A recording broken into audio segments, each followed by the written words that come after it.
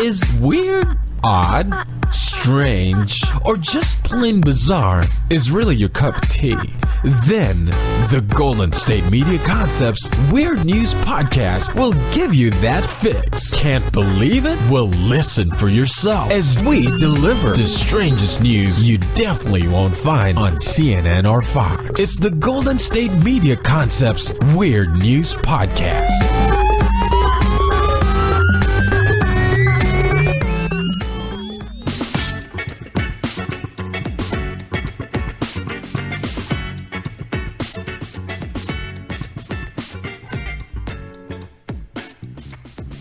Hello and welcome to the GSMC Weird News Podcast, brought to you by the GSMC Podcast Network. I am your host, Heidi, and I am joined by the always wonderful Arianne. Oh, thank you. Today we are talking about some weird news stories, and the first one caught my eye because of the name of this particular creature. So this is commonly called the Headless Chicken Monster. Mm-hmm. Which is a strange sea creature. It was photographed in the southern hemisphere for the first time, and it is also called the Spanish dancer. I would say that, like, looking at a picture, this kind of looks like a mix between a chicken that you would see at the grocery store, the dancer emoji on your phone without a head, and a plastic bag. Yeah. Oh, and without legs too. Yeah. So like a chicken, but like without like the chicken legs, kind of, or like it almost looks like half it's tucked in, like on one side. Or like something. when you roast a chicken and you tuck in the wings and the legs to not burn them. Exactly. It kind of looks like that. And it just looks like it's like red, which is why I think of like the dancer emoji. And it looks like it almost has a skirt on. That's why. Like a flared skirt. Like it's sort of like flowy. Yeah. It looks like the water just like flows its little I guess those are things. like the fins, right? The little flowy things are the fins. I guess. So this is actually a sea cucumber. So I don't know if... Really? Yeah, it's like a sea cucumber. Oh my god. So I'm not really sure if they're fins. They're just sort of like little... I guess maybe you'd call them fins, but they're not like fish fins. They're almost like... They just float there. Yeah, just like almost like jellyfish sort of like legs. They just kind of float. Oh gosh. So this is a deep sea swimming cucumber, and it was previously filmed once before in the Gulf of Mexico. And it's so weird. It's so weird. You really have to look at it. It's sort of like amoeba-ish. And it has like speckles on it that almost look like they would be like glitter, but I know it's probably not. Right? It's just like dressed up to go somewhere fancy. If sea cucumbers could. It's going out tonight. Yeah, it's all the time. And it's probably always night because it's deep sea, so it's dark. It's dark. So there's always a party. I wonder if those like light up, because you know like how some deep creatures like they illuminate like by themselves. Yeah. So I wonder if those are on there for it because of that. I don't know. Maybe. I'm not sure. I could see that making sense, but I don't know. Just reaching. You know? I mean, sure. It's only been spotted like twice. So, exactly. I mean, I feel like our guesses are valid. Yeah. This is crazy. So this sea cucumber, like normally sea cucumbers live on the sea floor because they don't really swim. They sort of like are slugs. They're like shaped like a cucumber, but they're kind of slugs, and they just kind of move around on the floor of the ocean. But the Headless Chicken Monster has developed like web vein-like body parts that allow it to kind of like swim through the ocean. It kind of looks like if you had like really short little fins, like you could kind of like flicker around. Kind of like it looks like it swims like when you're having like a bad dream and you can't really run away very fast. You're just like slowly like trying to like move. It's almost like Tyrannosaurus Rex arms, like they're so tiny, and as if you were very like, trying to get away. They're just like on its side, and they just kind of like slowly move. We're doing a lot of like little tiny like spaz moments, which I realize no one's gonna know except us. We're so lucky this isn't on video. Like, what are they doing? So I feel like you keep doing the motions, and then I'm like, oh yeah, like that, and then I like respond with our little small arms. Like we're both like this monster. But apparently it moves well enough. Like it moves around the ocean and it feeds on organic material, like around the ocean floor. And it can apparently kind of like walk, like in quotes, on the bottom of the floor using its little like tentacle arm things to grab food. So, I mean, it's doing pretty well, apparently. It looks pretty healthy. I mean, how does it see, though? I have no idea. It looks like a headless chicken. Yeah, it looks like, I don't think it has eyes, really. So it just fills its way around. I guess. I mean, jellyfish don't really have eyes either, They don't really have anything. No, they just like... You just float. Yeah. You know? Oh my gosh. Also, the sea cucumber is mostly transparent. Yeah. Which is crazy. So apparently you can actually see food working its way through its intestines, which is weird. Yeah. Yeah. So although the picture looks red, maybe it's not red all the time, you know, like maybe it's like transparent, or some of them can be red, or it's just like its skin, I guess, is so like transparent that it doesn't really matter what color it is. You can still see inside it. Maybe. Right. Yeah, it's very strange. It looks kind of cool and also kind of alien-like. It does look like an alien. I was going to say. Yeah, like an alien chicken. Weird. Yeah, an alien chicken. Yeah. It does. It's kind of scary. And it was filmed by Australian researchers 2 miles beneath the surface of the ocean using a specially built camera. And about the camera, the researchers, they are quoted saying, "We needed something that could be thrown from the side of the boat and would continue operating reliably under extreme pressure in the pitch black for long periods of time." And some of the footage that they're getting from the camera is just like apparently breathtaking because they're seeing lots of species that they had never seen before. Just because in the deep ocean, there's so much that we don't see. Exactly. So they're just like seeing all these amazing creatures like the Headless Chicken Monster. Yeah. Or like freakish looking monsters, like these alien looking monsters. Oh yeah. The deep sea is very frightening. Oh yeah. I don't even want to know what's down there.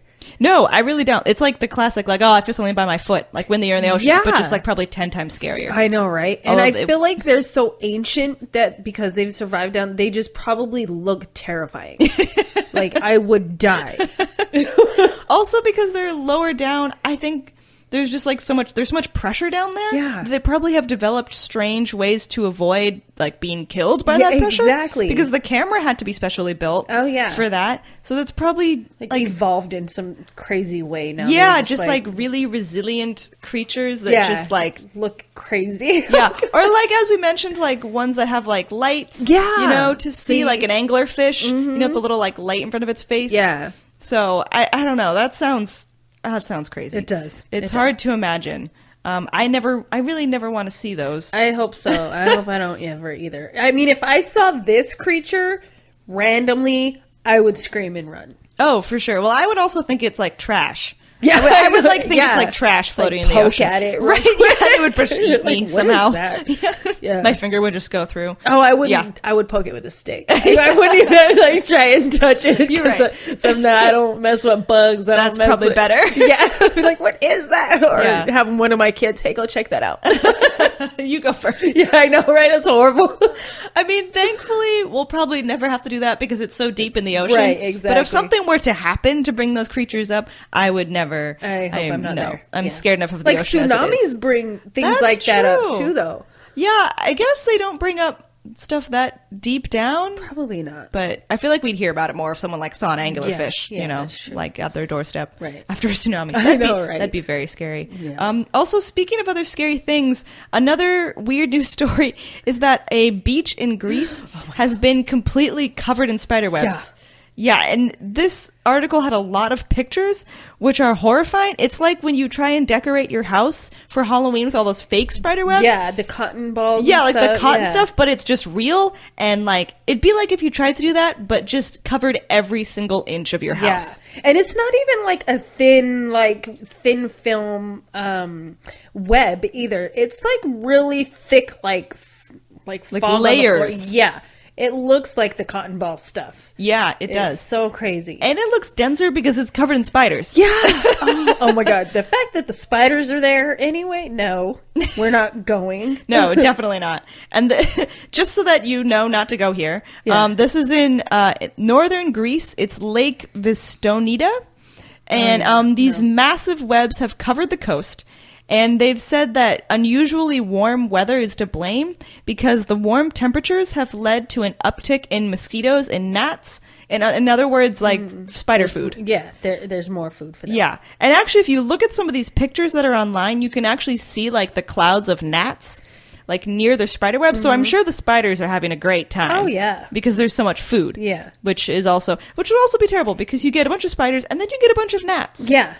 And mosquitoes. And then to me, I'm just all like, okay, so if you're eating healthy, are you producing healthy? Because that means there's going to be more spiders like you. Yeah. I'm not okay with that. That's like why there are so many. I'm sure they were eating well and then like, having more children. Exactly. And they don't just have one. They have like masses of extra. No. Yeah. Okay, I'm not going to that beach ever.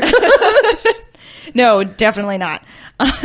And the webs have blanketed like plants as well as man-made structures like fences, and it looked like they had a lot of like small like religious shrines which have all been covered, and it looks terrifying. It does. And it like the tiny spiders that are responsible for making all these webs are part of the Tetragonata genus.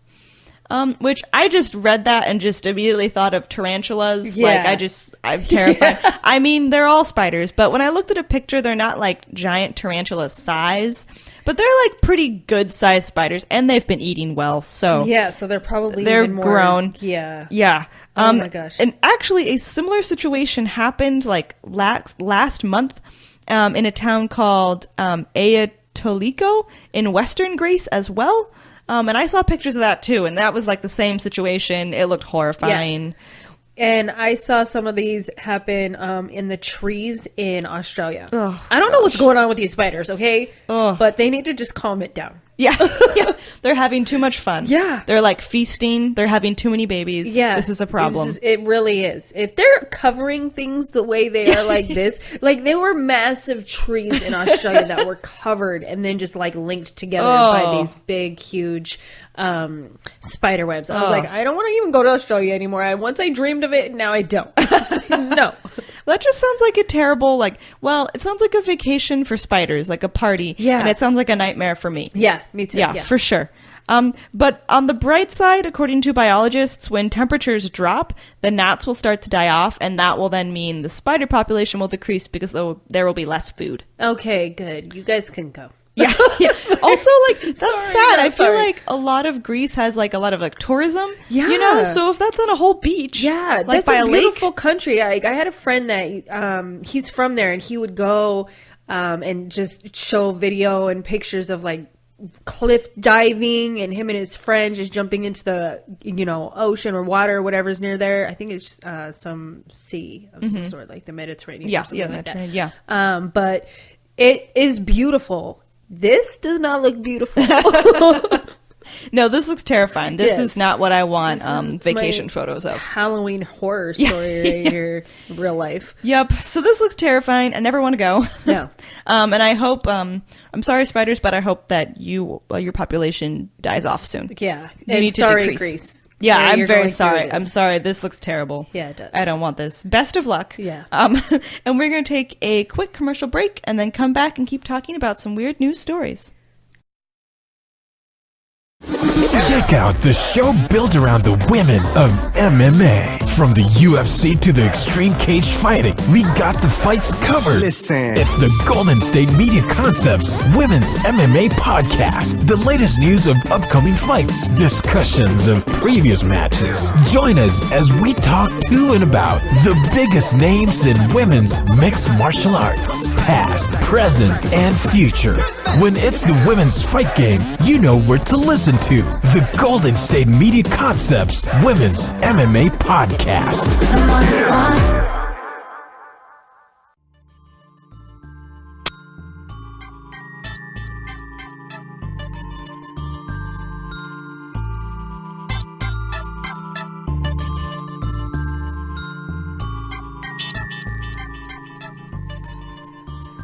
Welcome back to the GSMC Weird News Podcast. Our next story is about Sweden.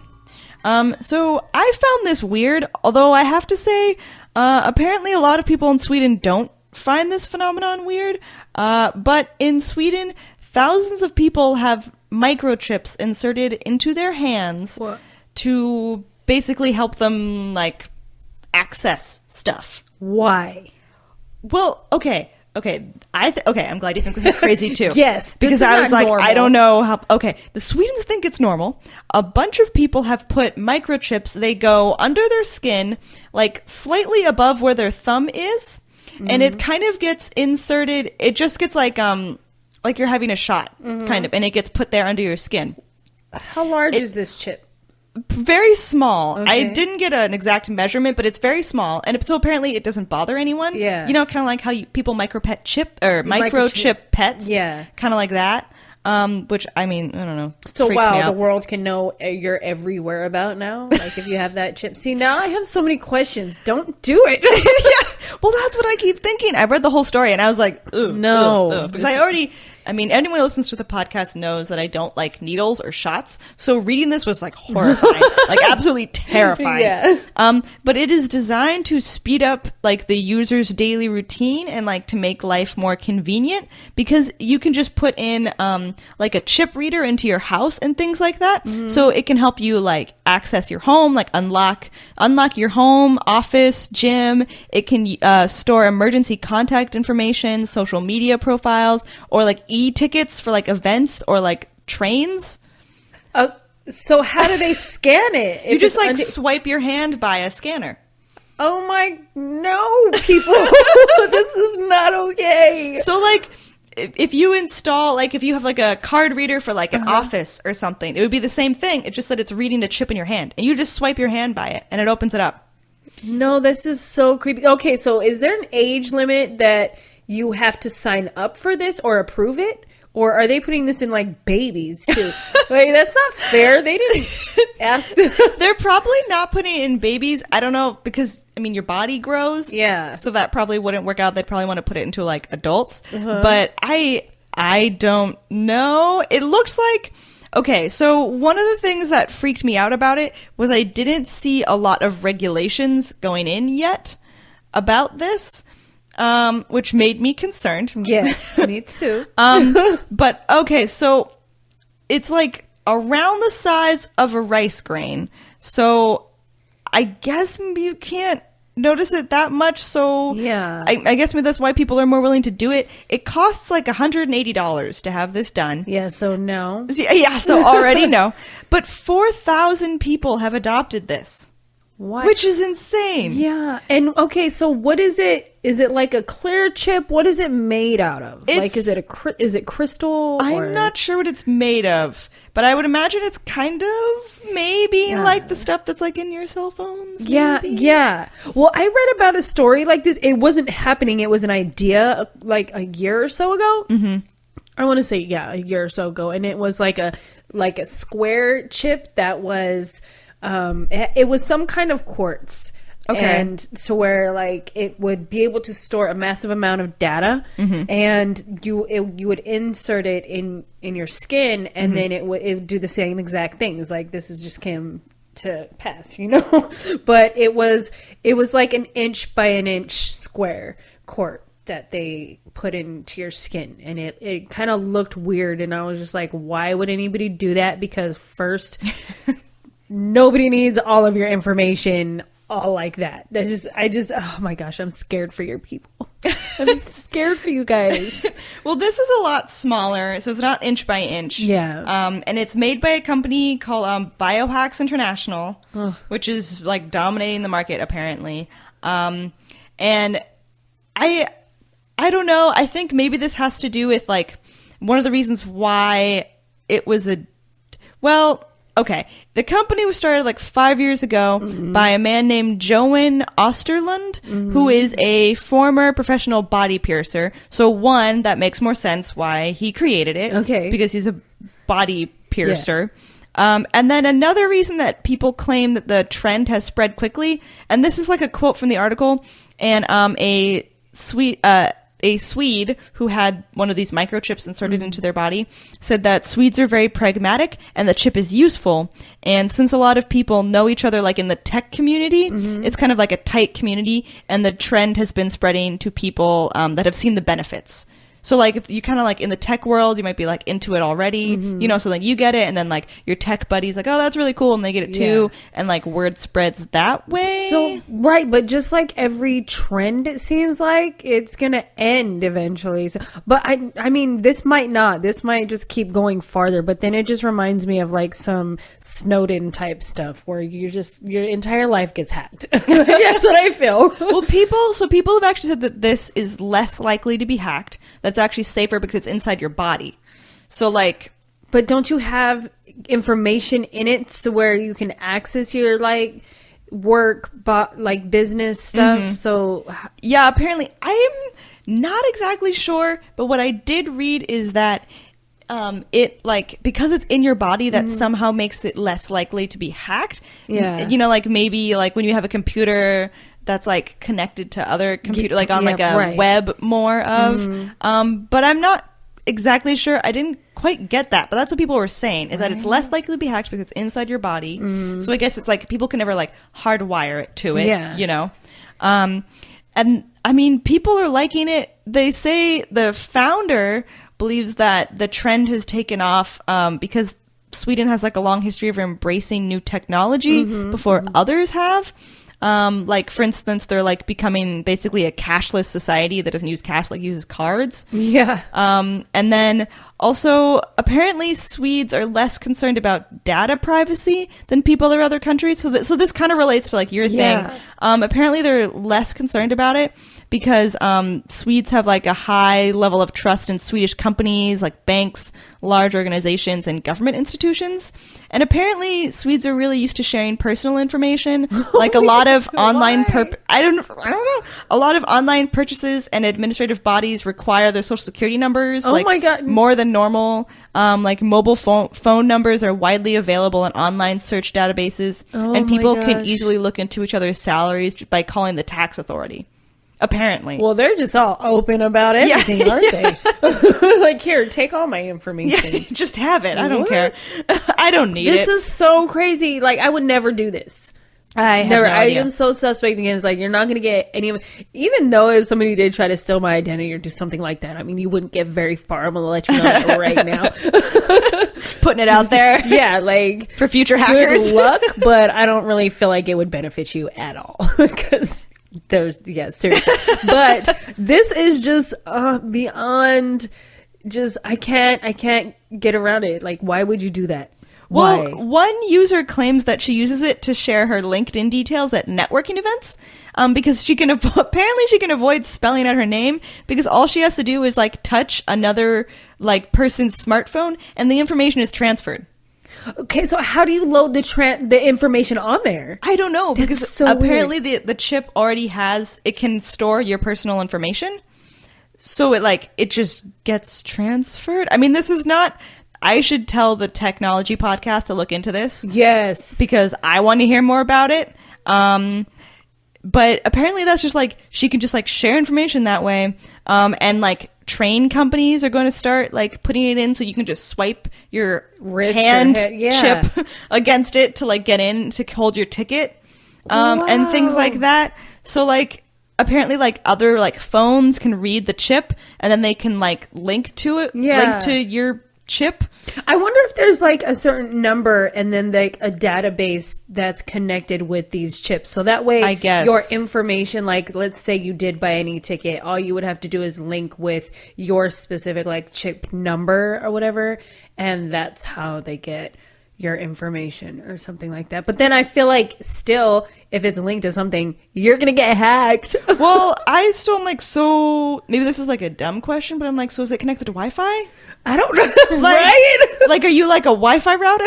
I mean, you're probably not. But like, so is this chip in your hand connected to Wi-Fi? It has to be connected to something for all your information to like transfer. I feel very naive talking about this. Again, I'm not like a tech, a techie, you know, so I don't know. But this is an amazing story to me. If you're interested, I say you should definitely look into it. Yeah.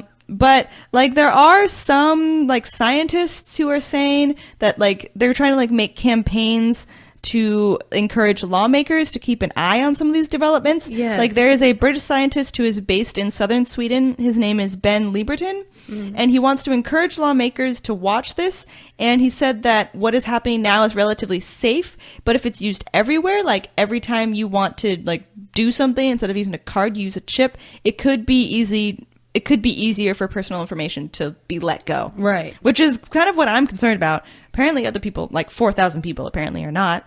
Right. Well, I'm concerned with the thing that how you said, like if you're linked to Wi-Fi, because isn't that some kind of like radiation or radio wave in you that you probably shouldn't get? Because I mean, that's how a lot of things start with cancer and I stuff. have no idea. I mean, I feel like this is another thing that people need to look into before they start testing before they it and start putting it's it into their hand. I feel like they should have been tested, and I feel like it had to be tested for it to be green lighted to happen.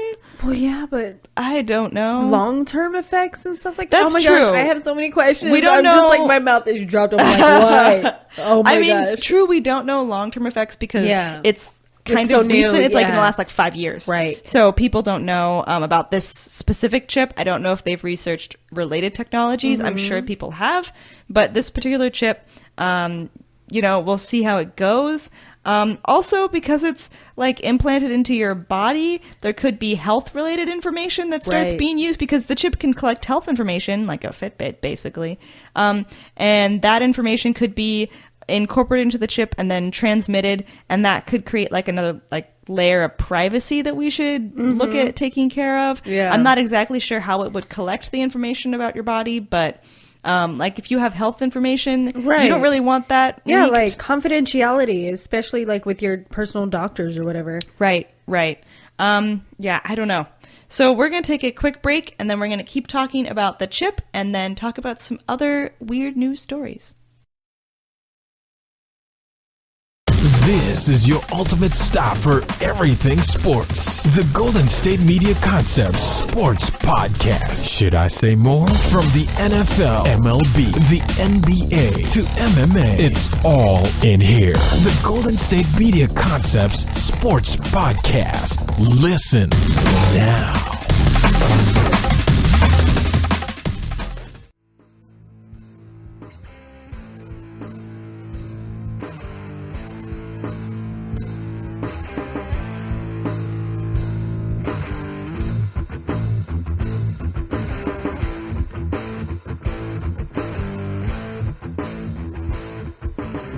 Welcome back to the Weird News Podcast.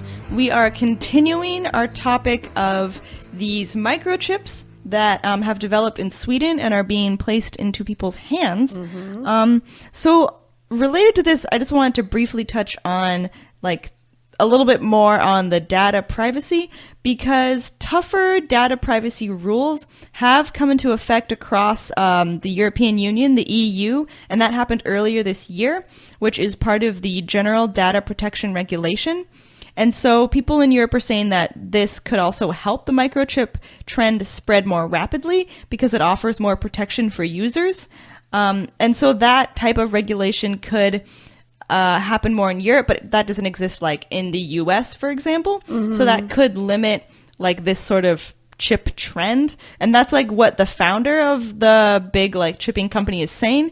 But he's also saying that like even though that could cause some delays, he still predicts that it will spread more in the EU because of these new regulations. I'm not exactly sure what these regulations are, but they are just more enforcing of data protection. This is so crazy. Yeah, I mean, I think needless to say, Arianne and I are probably not going to have our hands microchipped. No. Some of mine is speculation. Some of mine is fear of needles. Needles, yeah. But I'm probably not going to have that happen. Yeah. I have no fear of needles. Obviously, other topics, but a few, visible tattoos. That's why I said obviously, but you're not putting chips in me. That's weird. Yeah, so I don't know. Weird. I mean, if you're interested, you could look it up. Right, look into it if you're into technology, and then let us know. Right, let us know what you seriously. find. I would be very interested. I really would. Like, leave a comment, something. Let me know, because I want to see how it's working for you. Right. And again, the company is called Biohacks International. That's what's dominating the market right now. So if you want to look into it, who knows? Another story that I wanted to talk about to end our podcast is kind of sad. So I feel like I always end up ending the podcast on a sad story, which I'm sorry. I'll have to change my arrangements next time. But a New York man has died of an extremely rare neurological disease. Aww. And doctors are saying this was likely caused by eating squirrel brains. Ew, wait, what? He ate squirrel brains? Did he really eat squirrel brains? Yeah, so apparently this man was a hunter. And he was 61 years old. He arrived at the hospital. So they've known about this case for a while and have been researching it for a while. Mm-hmm. And so this story came out recently, but this event happened in 2015. Oh, okay. So he came to the hospital and he had symptoms. He had like muddled thinking, difficulty walking, and a brain scan showed that his brain had similarities to a person suffering from what is called variant. Oh, I'm not going to be able to say this. Creutzfeldt-Jakob disease. Oh, I did it. Or VCJD. And that is a rare degenerative neurological condition in which the brain is infected with proteins called prions, and they form like lesions in your brain. Well, yeah, because squirrels eat a lot of nuts, which are high in protein. So, of course, it's going to be high in protein. Dr. Arianne has figured it out. MD here, guys. We're tracking it down here on the Weird News Podcast. You don't need to go to WebMD for this. Yeah, we got it. We got it all the answers. That is crazy. What else happens? So... Evidence shows that the agent responsible for these outbreaks of like prion diseases is often happens in cows, and that's when they get bovine spongiform encephalopathy, yeah, or BSE or mad cow disease. I would have just said mad cow disease. Yeah, I tried. I mean, I'm not going to say it again. There's just going to be mad cow disease from now on. And that is so that. Agent in mad cow disease is the same thing responsible in the VCJD disease. So does that make them go like all haywire and crazy? Yeah. Is that why squirrels just be running about all crazy? I don't think all squirrels have this. The ones that live near my house do.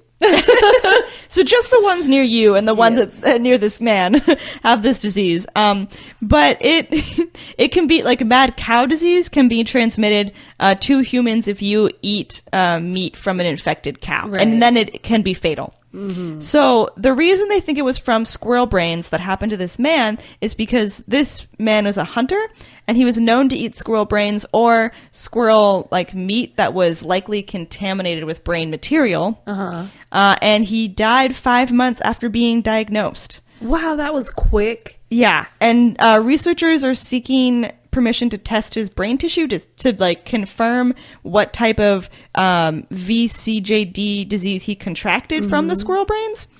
Wait, do they like have to ask his family if they can test his dead brain? Yeah, I think so. Yeah, and also apparently, like the squirrel brains mixed with squirrel meat can be considered a delicacy in some parts of the U.S. Oh, gross. Which may have been why he had this disease. Don't do it. And to date, a total of only 260 cases of VCJD disease have been known worldwide, and they have been linked to consuming the beef, like the mad cow disease beef, although none of them have been in the U.S., and according to the National Institute of Neurological Diseases and Stroke, a lot of these most occur in the UK. Oh, wow. Yeah, and there are also, so like with the mad cow disease, there are other transmissible forms of the, I'm not going to say the word again, right. But the disease similar to mad cow disease, that are there have been found in other animals, not just cows, like in mink, feline, like sheep and goats, and they can also have similar diseases that affect elk and deer. Wow. So it's not just cow or squirrel. So it sounds like don't eat any red meat or anybody's or anything's brains. Right. I mean, just beware. Mm-hmm. I mean, I'm not an expert on mad cow disease, but I would say people can like before they might like butcher a cow, they can tell that it has this disease. Yeah. And then won't. And also on the bright side, for those of us living in the U.S., no one has ever died of it in the U.S. Right. I don't know if that means, well, I think it's there was like a case fatal, in it means Canada. that no one is. Oh, really? Yeah. Okay. Not. It was a while back, but I don't know if the person died. But I know that they found a cow with it. Oh, okay. So I don't know. Yeah. I think it sounds like if someone gets the disease, it is fatal. Yeah. So you're just gonna die. So yeah, Just I mean, stay, this man died 5 months after. Yeah. You don't have coming in. much time. No. Just don't eat anything's brains. That's so weird. Yeah, but this can come even from just cow meat, not just the brains. Yeah, that's true. So Okay. beware, careful. everyone. Be careful. Don't yeah. mix the brains with other meat. Mm-hmm. Please don't. Yeah. So just beware, just so you know. I don't want to scare anyone. It's not an outbreak. Right. Just So don't worry. You know, an awareness. Yeah, and it kind of sounds like a zombie disease because it has to do with eating brains. Yeah. So just beware. Don't do that. Whether they're human or not, just Right. don't eat Don't brains. be a zombie. Yeah. Just be safe. And that's kind of what I have for this week. Nice Weird topics. news. I know. I'm really glad we got to end with that one. Yeah. Crazy. So thank you all for listening, and I hope you tune in next week.